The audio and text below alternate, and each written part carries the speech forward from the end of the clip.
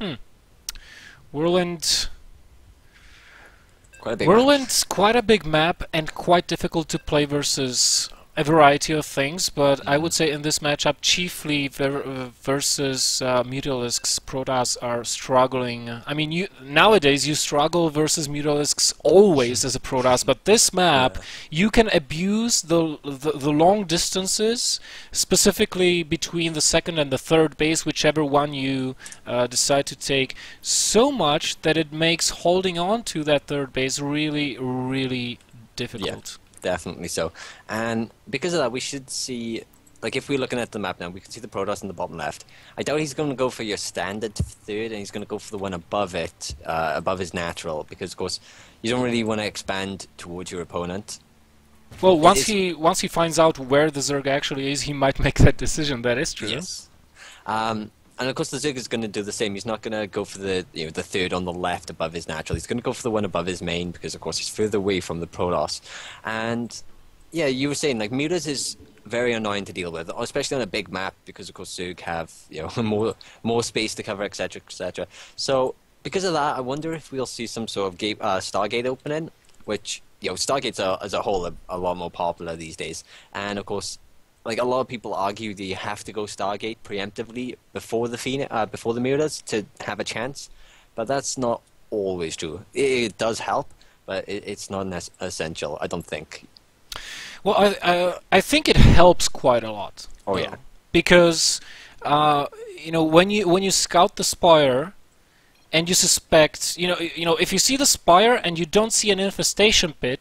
It is 90% of the cases, if your opponent is any good, it is going to be a Muta play. If you do see an infestation pit, it can be swarm hosts, it can be for corruptors, when you, especially if you see the Hydralisk then down as well, maybe a Roach Warren. But if you don't see any of that, maybe a Roach Warren, just a defensive one.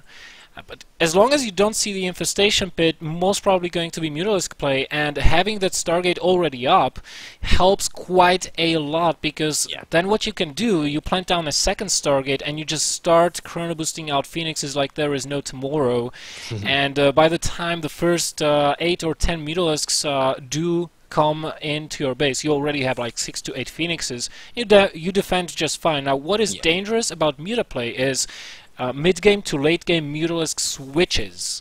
When the Zerg, he just says, okay, I'm not going to go Mutas. Oh my god. Okay, the probe wins. I was just looking at it. No, don't lose your probe the second time, dude. So you counteract the Mutalisk play preemptively with a Stargate, and then the Zerg is like, okay, I'm going to keep those 10 Mutalisk, I will dart in whenever I can, do what damage I can, but I will have a different army composition. Then you see he's going, I don't know, for example, Roach, Hydra into Vipers or something like that.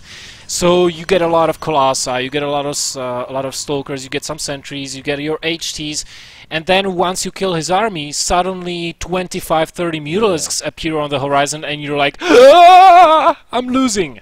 pretty much. And this is a bit of a big mistake. We have no gateway as Zerglings.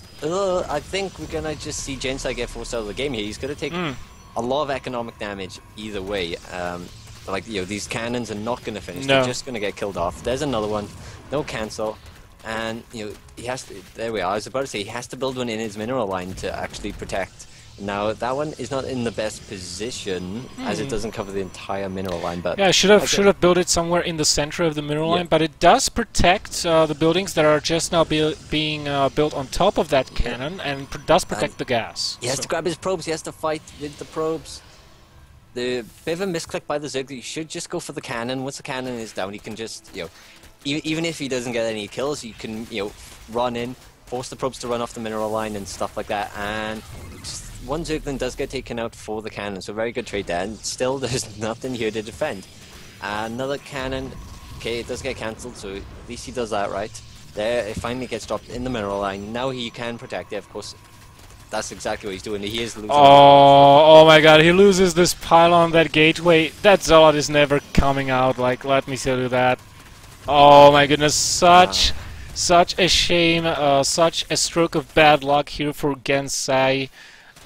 This one cannon might finish though, but there's just enough I mean pylon, but there is just enough of Zerglings here to provide a lot of trouble for Gensai, and all the time this is happening, Snitchables or Snitchblades, whatever you want to call him, is just getting more and more and more ahead. He's got 2 gases up and running, he's got his 3rd, he's vastly outnumbering the opponent as far as the drone count goes.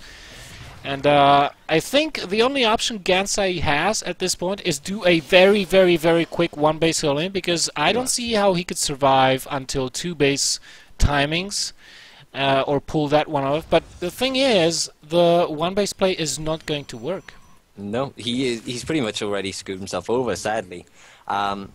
And this is because, of course, he went for the gateway, he went from some extra bits and bobs. He should have thrown down the cannon straight away as soon as the pylon finished at the natural, because, of course, from bottom right to the left isn't really that big of a distance. Cross spawn is huge, but, from close to ground isn't that big of a deal. But we do have a bunch of Zealots being morphed. There is a probe on the map. It just run past the Zerglings, not getting spotted, and it is going to plant a forward pylon. So this pylon is in nice position, and these Zerglings are going to miss the Zealots, so this could benefit Gensai. Well, of course, if he gets to his opponent's base with like 10 Zealots, he's in an okay I'd spot. say it works both ways, because yes, it is true the Zerglings have missed the Zealots, but the Zealots have missed the Zerglings as well. Yes. And if those Zerglings actually were brave enough to go into the main base, they would find it completely defenseless and empty, save for one of those cannons. But you can still nibble away at some of these gateways. You can catch units off, and oh, now Gensai can get surrounded here. The Zealots are quite good, but they do not have +1, making them infinitely less powerful. And the warp gate is not yet finished. Still about 100 seconds. Well, excuse me, 60 seconds away from being done, and those Zealots are going to be taken out.